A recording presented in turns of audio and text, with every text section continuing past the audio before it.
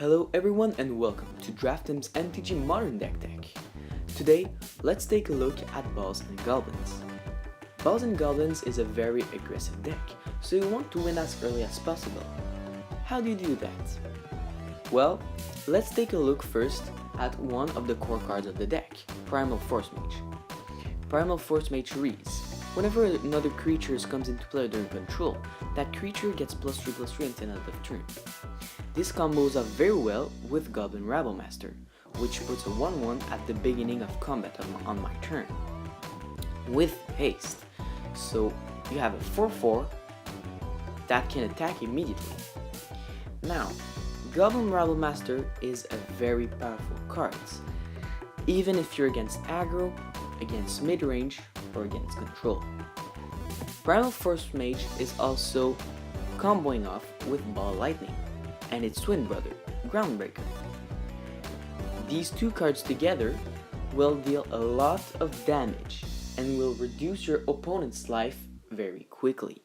This is very good against control, but not as much against aggro. Now, we've already talked about Goblin Rabblemaster, Force Mage, Ball Lightning, and its twin brother, Groundbreaker. Let's talk about the whole deck list now. Hellspark Elemental is a very good card against control, since it has Unearth, and for 2 mana, you can deal 3 damage 2 times, that you can split up in several turns, which is, in my opinion, very good. Now, we have his little brother, Spark Elemental. Against control, this is the best turn 1 you can pull off. Lightning Bolt. This is a classic in red decks and modern. However, in this deck it is particularly good since it allows you to reduce your opponent's life faster, or against aggro, get rid of certain threats.